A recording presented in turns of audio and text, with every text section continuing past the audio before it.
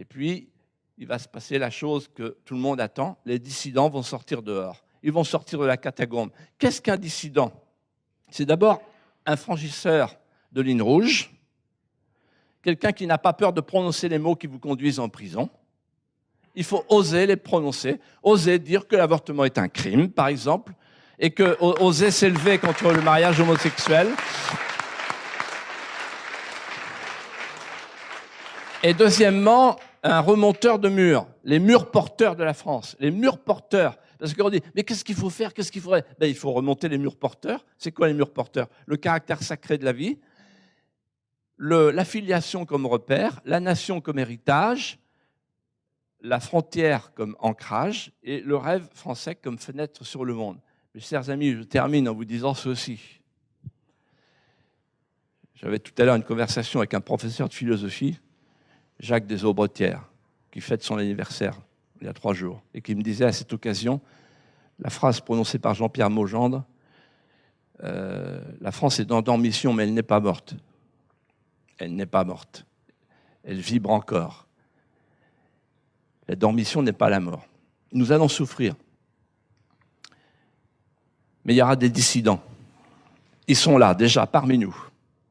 Et depuis le 13 novembre, la jeunesse française se réveille. Elle sort de ses somnolences et de ses crédulités.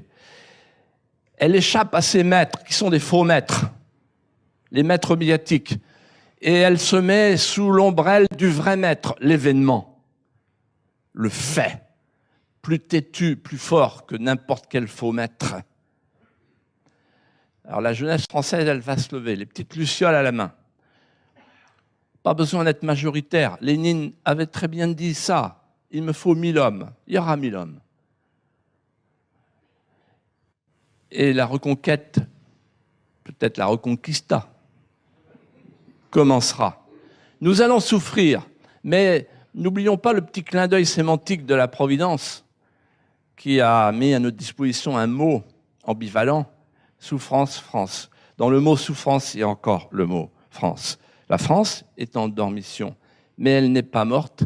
J'ai terminé mon livre, comme je termine cette conférence, depuis les croisés qui ont été désignés par l'État islamique, ce qui est un grand honneur pour la France chrétienne.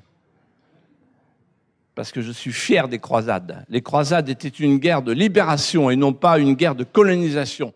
Parce que la chrétienté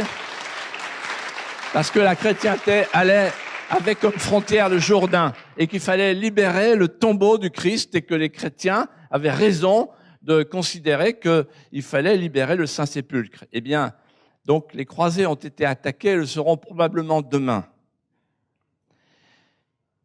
Gesta Dei perfancos. L'œuvre de Dieu passe encore aujourd'hui par les Francs. Que vive la France éternelle que nous aimons. Merci.